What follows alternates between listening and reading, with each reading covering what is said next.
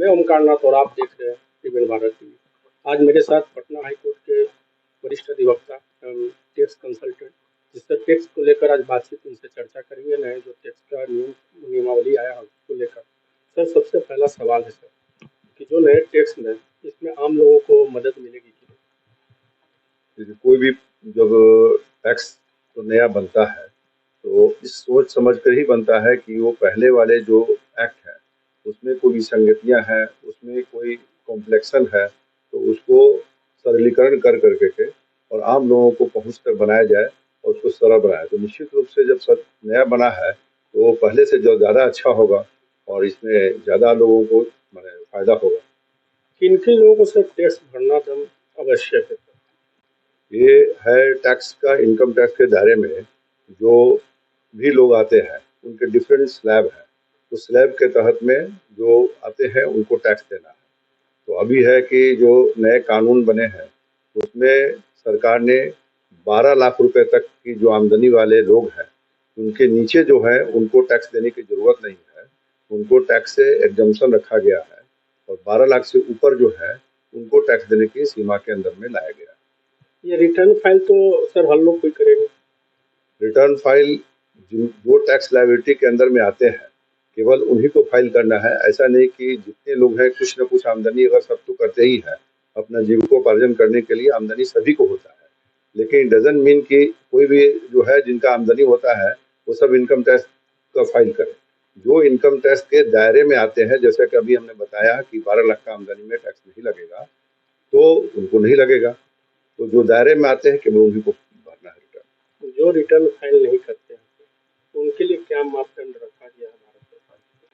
जैसा कि हमने बताया ना कि रिटर्न नहीं फाइल करने और फाइल करने के बीच का जो मानदंड रखा गया है कि 12 लाख रुपए का है, तो 12 लाख रुपए तक की जिसकी आमदनी है उनको टैक्स के स्लैब में नहीं आएंगे, उनको एग्जम्पशन दे दिया गया है। तो उसके ऊपर जिनका है उनको टैक्स की लायबिलिटी के दायरे में जो जिनके ऊपर है अगर वो टैक्स पे नहीं करते हैं तो उन पर क्या कानूनी कार्रवाई की जा सकती है? देखिए, वो तो टैक्स का नहीं भरने के लिए तो पैनल प्रोविजन है जो सरकार ने बहुत से नियम बनाए हैं। पहले भी नियम थे और आज भी नियम है। उस नियम के तहत में उनको पकड़ा जाएगा। पकड़ने के बाद में उनको जो है कि टैक्स के साथ साथ जो है दुगना पेनाल्टी लगाया जाएगा।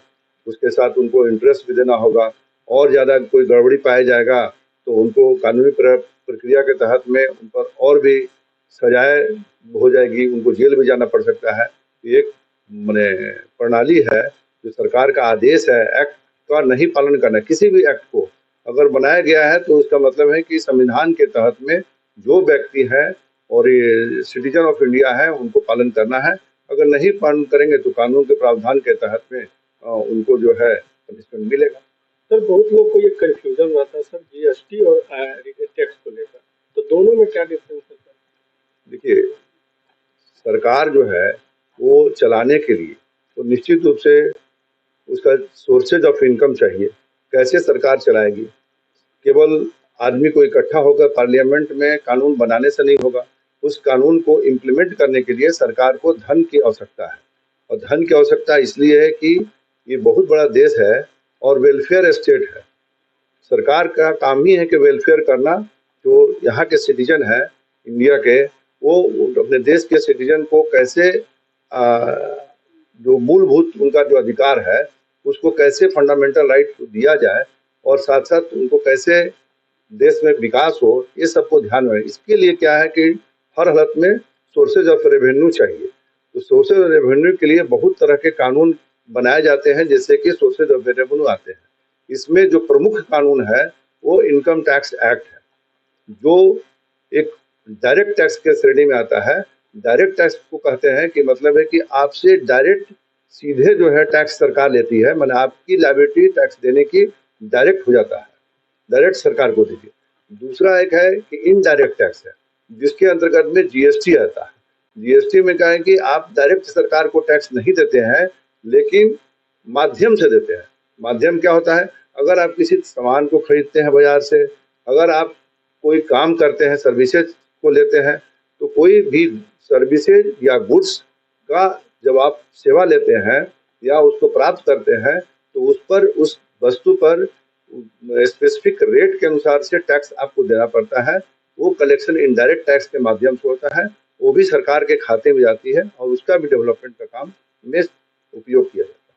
बहुत लोग का सर जो ग्रामीण क्षेत्र है शहरी लोग में आई तो वो पैन कार्ड भी नहीं बना, लेकिन उनका टर्नओवर बैंक का टर्नओवर बहुत होता है, तो उसको सर कैसे टैक्स में दिखा जाएगा सर, किस तरह मालूम चला कि मैं टैक्स से कटेगी नहीं? देखिए, अभी जो है ये जो कानून बना है, इसको सरलीकरण के साथ साथ टेक्निकली बहुत साउंड बनाया गया है। पहले जैसी बात नहीं रही कि आप कोई भी ट्रांजैक्शन आप कर रहे हैं और उसको माने सरकार या जो इनकम टैक्स का अधिकारी है या जीएसटी का अधिकारी है उनके परव्यू में नहीं आ रहा। अब सबको टैग कर दिया गया। इनकम टैक्स डिपार्टमेंट या जीएसटी डिपार्टमेंट को जो अधिकारी है वो आपके ट्रांजैक्शंस को बैंक के माध्यम से वो प्राप्त कर सकते हैं और उसको आप आकलन कर सकते हैं कि वो आप टैक्स के दायरे में आते हैं कि नहीं आते हैं। अब है कि ये कोई जरूरी नहीं है कि अगर हमारा टर्नओवर बहुत है, इट डजंट मीन कि हमको टैक्स देना ही देना है। टैक्स देनी एक दूसरी बात है। जैसे हम किसी से खरीद बिक्री करते हैं या कोई सर्विसेज से काम करते हैं, तो बट नेचुरल है कि अगर उसमें भी है सरकार ने कुछ स्लैब बनाया है, उस स्लैब से ज़्यादा का टर्नओवर हमारा है, तब हम टैक्स की लायबिलिटी में आते हैं। उसी तरह से इनकम टैक्स में है, हम कोई ट्रांजेक्शन कर रहे हैं, उस ट्रांजेक्शन के बाद देखना होगा कि केवल ट्रांजेक्शन से नहीं, उस ट्रांजेक्शन के बदले में जो प्रॉफिट हो रहा है हमारे को, वो प्रॉफिट अगर टैक्स के दायरा में आ रहा है तभी हम इनकम टैक्स की लायबिलिटी होगी और तभी पैन लेने की जरूरत, पैन अकाउंट का लेने की जरूरत है और इनकम टैक्स रिटर्न फाइल उसके अनुसार से करना चाहिए। आम लोगों के लिए सर एक बहुत महत्वपूर्ण सवाल, क्या जिनके पास पैन कार्ड है क्या उसको रिटर्न फाइल या ITR फाइल करना जरूरी है? ऐसा कोई जरूरी नहीं है। एक तो पैन कार्ड लेने के लिए ये समझना चाहिए कि ऐसे पैन कार्ड कोई ऐसा चीज़ नहीं है जिसको कि हर एक आदमी अप्लाई करे और हर एक आदमी ले ले। पहले तो पैन कार्ड अप्लाई करने के लिए ही देखना चाहिए कि अगर हम टैक्स के दायरे में आने वाले हैं या नियर फ्यूचर में आने वाले हैं या हम आ चुके हैं, तभी पैन कार्ड का अप्लाई करना चाहिए। हर एक आदमी को पैन कार्ड की अप्लाई करने की आवश्यकता नहीं है। और जिन्होंने अप्लाई कर दिया और जिन्होंने ले लिया, अगर उसके बाद भी वो दायरे में नहीं है तो भी रिटर्न फाइल करने की जरूरत नहीं, सभी को फाइल करना जरूरत नहीं।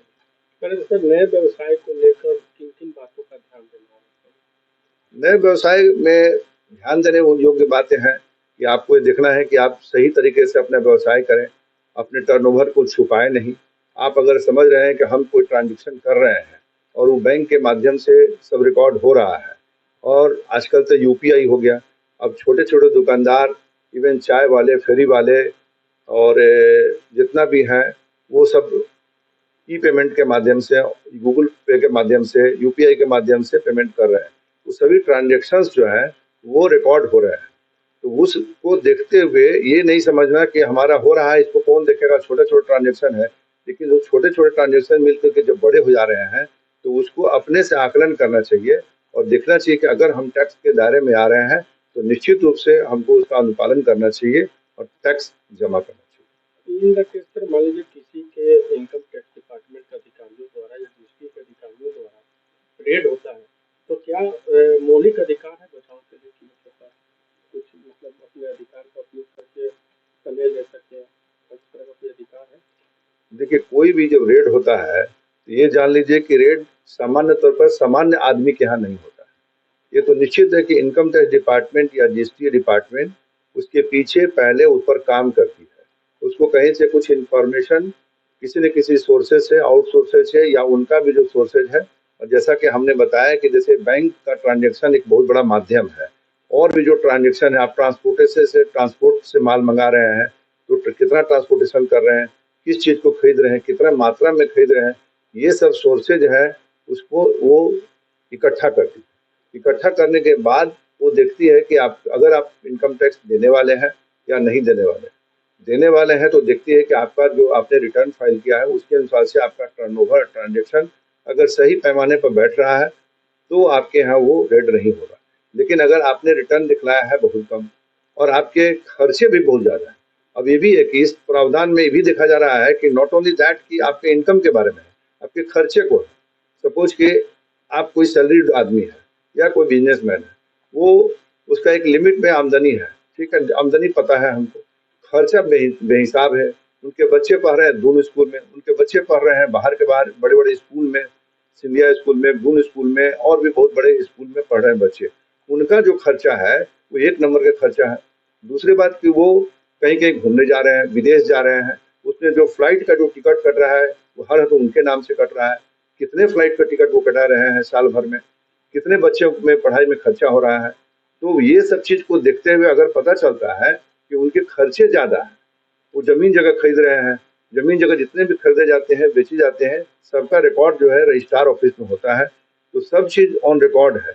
सबको देख करके लगेगा कि भाई आपका खर्च भी बहुत ज्यादा है, उस हिसाब से आपकी आमदनी नहीं है, तो पकड़ में आप आ जाएंगे। तो ये ध्यान में रख के ही काम करना होता है। और ये अब सोचना कि आप बच रहे हैं तो अपने अपने आप को आंख बंद कर लेना का मतलब ये नहीं हुआ कि आपको कोई नहीं देख रहा है। आपको दुनिया देख रही है, समाज देख रहा है, आपको कानून देख रहा है। इसलिए कानून के दायरे में ही रह करके के किसी भी बिजनेस को और किसी भी कार्य को करना चाहिए। सर, वर्तमान का जो इनकम टैक्स का परिवर्तन हो रहा है, उसमें मुख्य मुख्य क्या बातें हैं जो आम लोगों तक पहुंचाना चाहिए? देखिए, इसमें जो अभी जो इनकम टैक्स बना, ये एक नया कानून है जो बहुत सराहनीय है कि गवर्नमेंट जो है वो समय समय पर देखती है कि कौन से कानून में क्या परिवर्तन की आवश्यकता है। और निश्चित रूप से कोई कानून, किसी भी तरह का कानून, जैसे आईपीसी एक्ट, सीपी एक्ट बना, सीआरपीसी बना, और भी जैसे कानून है, सरकार को लगा कि समय समय पर वो जो पुराने कानून है उसमें आमूल चूल परिवर्तन की आवश्यकता है। उसी को ध्यान में रखते हुए सरकार ने पहले, आप देखे होंगे टैक्स में 2017 में जीएसटी आया। जीएसटी में एक बहुत बड़ा रिफॉर्म्स आया टैक्स के मामले में, जिसमें लगभग 17 तरह के जो प्रावधान पहले प्रचलित थे, जिसमें वैट एक्ट था, इनकम टैक्स एक्ट था, सेंट्रल सेल्स टैक्स एक्ट था, सेंट्रल एक्साइज था। ये बहुत तरह के एक्ट जो थे उनको समाहित करके एक एक्ट बनाया गया, goods and service tax act 2017। ये एक बहुत बड़ा परिवर्तन आया, आमूलचूल परिवर्तन आया। व्यवसायी को विभिन्न एक्ट के पालन अनुपालन में विभिन्न कार्यालयों में, विभिन्न दफ्तरों में जा करके के कंप्लायंस करना पड़ता था। अब एक ही दफ्तर में एक ही एक्ट के तहत में काम करना है। साथ साथ ये one tax one nation one tax की परिकल्पना पर ये बनाया गया। इससे फायदा क्या हुआ कि पहले जैसे हर एक स्टेट में अलग अलग कानून के प्रावधान थे टैक्स के, अब यहाँ के अफसर कुछ बोल रहे हैं कि हमारे यहाँ ये प्रावधान है, यूपी वाले बोल रहे हैं कुछ है। तो अब वैसी बात नहीं है, अब है कि वन नेशन वन टैक्स की जीएसटी की प्रक्रिया है, जिसके तहत में पूरे देश में जग जाहिर है कि ये कानून है, इसका पालन ऑफिसर को भी करना है और व्यवसायी को भी करना। तो ये बहुत बड़ी उपलब्धि हुई सरकार की और लोगों को बहुत इससे फायदा हुआ। साथ साथ इसी क्रम में कहना चाहेंगे कि इनकम टैक्स पर बहुत काम चल रहा था, कैसे इसको सिंप्लीफाई किया जाए, कैसे ये आम लोगों के आ जाए। पहले इनकम टैक्स का नाम सुन के लोग भयभीत होते थे, आज भी है भयभीत। तो इसलिए भयभीत होते थे कि इनकम टैक्स का जो एक्ट जो है, ये जो लगभग आज से 65 वर्ष पहले 1961 में बना, अभी सरकार ने 2025 में पार्लियामेंट में पारित करके के पूरे नए एक्ट को 2000 इनकम टैक्स एक्ट 2025 बनाया।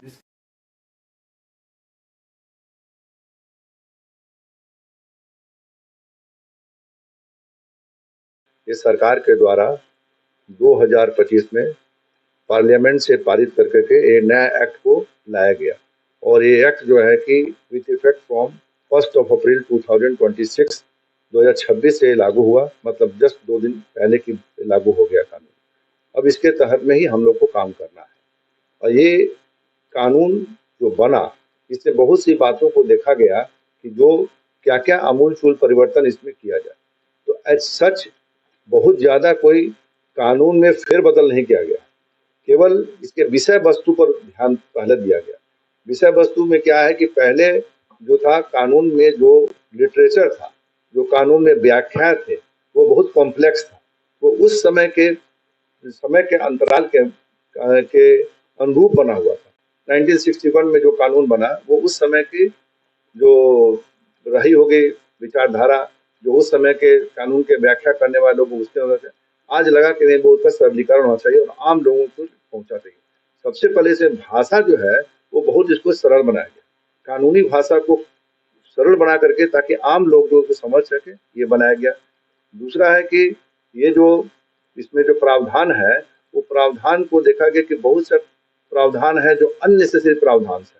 जो इनकम टैक्स के पुराने एक्ट में प्रावधान बहुत से थे, बहुत सारे सेक्शंस थे, बहुत सारे सब सेक्शंस बन गए।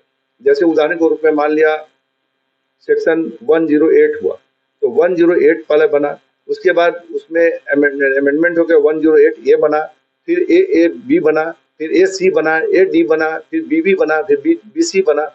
इस तरह से करते जाए तो देखें कि 800 से ऊपर जो एक्ट थे, वो एक्ट को अगर सब सेक्शन को मिला दिया जाए तो हजारों की संख्या में जो है एक्ट थे। उसी तरह से रूल्स बहुत थे, रूल्स में भी उसी बात कहते कि रूल्स थे, सब रूल थे। तो इस तरह से डिफरेंट टाइप के फॉर्म्स थे, शेड्यूल बहुत से थे। तो इन सबको देखते हुए आज के डेट में सबको समाहित करते हुए और कुछ जो है हल्का प्रावधान को बनाया गया। जैसे कि एक्ट है, तो एक्ट में ओरिजिनल एक्ट और प्लस सब जो रूल्स है, सब एक्ट है, उसको समाहित कर करके और मात्र जो है कि 536 जो है एक्ट बनाया गया अभी के डेट में। इस नए कानून में 536 में कितने थे सर? पूर्व में थे 819-20 लगभग एक्ट थे। और ये एक्ट मेरा कहने का मतलब फिर से हम कहना चाहेंगे कि वो एक्ट जो 819 थे उसमें सब एक्ट भी बहुत थे, सब एक्ट में उपधारा, धारा और उपधारा मिलाकर 1000 पार करते, 1000 से भी ज्यादा, तो 1000 हो गया। कहा जाए तो सर पहले की अपेक्षा ये बहुत सुविधा, बहुत अब केवल हो गई। हाँ, अब केवल धारा ही रहे, 536 जो धारा ही रहे। और उसके साथ इसी तरह से रूल्स में पहले रूल 511 थे, 511 रूल भी जो थे वो रूल भी आपको केवल ऐसा नहीं कि रूल थे, उसमें भी सब रूल थे। तो वो 536 को भी हजारों में थे, तो उन रूल को भी समाहित करते हुए और छोटे रूप में बनाया गया। और उसमें से बहुत से कानून ऐसे थे जिनको की जरूरत नहीं है। मैंने रूल पहले एक्ट और रूल में क्या है, एक्ट जो बनता है उसको चलाने की प्रक्रिया जो है रूल में दिया जाता है। तो रूल जो भी बनाना जरूरी है, तो रूल को भी सहज, सरल और छोटा बनाने के तौर पर इसमें किया गया। और पहले 511 था और अभी जो है 333 रूल्स है। उसी तरह से डिफरेंट फॉर्म्स है, रिटर्न फाइल होने के फॉर्म, टीडीएस के फॉर्म और भी बहुत तरह के कंप्लायंसेस के फॉर्म थे। वो फॉर्म जो है वो भी बहुत ज्यादा थे, तो आदमी कंफ्यूजन होता है कौन सा फॉर्म भरे, हम कौन सा फॉर्म देखें। तो वो उसी में कर दो, करीब लगभग 399-400 फॉर्म लगभग पहले थे, जो आज के डेट में मात्र 190 फॉर्म हो गए हैं। तो ये बहुत बड़ी हो गई। उसी तरह टीडीएस का है, टीडीएस का मतलब होता है टैक्स डिडक्टेड एट सोर्स। आप कहीं से कोई आमदनी करते हैं, या तो सैलरी का आमदनी हो, या तो प्रोफेशन का आमदनी हो, या और भी तरह से आमदनी है, कॉन्ट्रैक्टर का आमदनी हो, तो सरकार व्यवस्था रखती है टीडीएस का, टैक्स डिडक्टेड एट सोर्सेज। आप रिटर्न तो पहले बाद में फाइल करेंगे फाइनेंशियल ईयर के बाद, लेकिन आपको सरकार एक लमसम अमाउंट जो है, जैसे प्रोफेशनल्स के लिए 10% है, कॉन्ट्रैक्टर के लिए कुछ परसेंट, इस तरह से सभी के लिए, सैलरी वाला के लिए है, वो टैक्स काट लेती है। काट करके वो समझिए as a type of advance tax आपका वो जमा हो गया। और फाइनेंशियल बीत जाने के बाद आप रिटर्न फाइल करेंगे, हो सकता है कि आपका जो टैक्स कटा है उससे आपकी लायबिलिटी कम होगी तो वो रिफंड हो जाएगा, और अगर लायबिलिटी ज़्यादा होगा तो आपको पेमेंट करना पड़ेगा। तो ये एक सोर्सेज ऑफ इनकम सरकार ने as a by way of advance tax में टीडीएस किया, इसका भी सरल बनाया।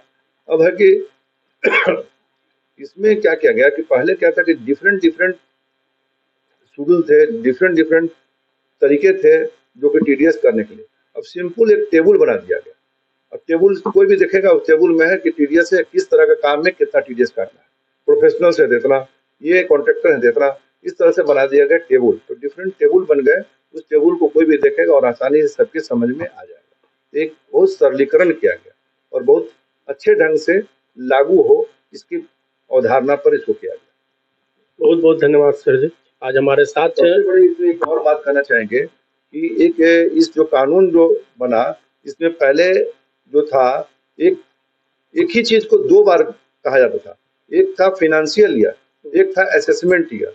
मान ले सपोज कि 2025-26 जैसे अभी बीता, तो हम इसको कहेंगे कि इसका रिटर्न कब फाइल करना, 25-26 का 26-27 में फाइल करेंगे। तो इसको हम कहते थे कि फाइनेंशियल ईयर 25-26 और असेसमेंट ईयर 26-27।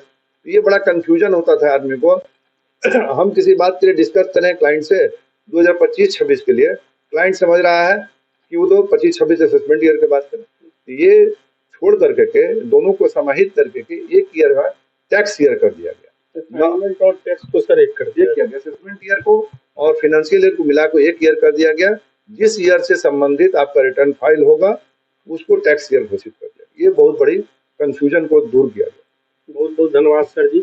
हमारे साथ है पटना हाई कोर्ट के अधिवक्ता और टैक्स कंसल्टेंट पीके मिश्रा जी, जिन्होंने टैक्स को लेकर विस्तृत बात की और उन्होंने बताया कि और मैं Bihar commercial tax bar association का प्रेसिडेंट भी हूँ और इस नाते टैक्स की तमाम बारीकियों से अपने आप को अवगत कराते रहता हूँ और अपने साथियों को साथ साथ अपने क्लाइंट्स को हमेशा समय समय पर ज्ञानवर्धन करते रहता हूँ।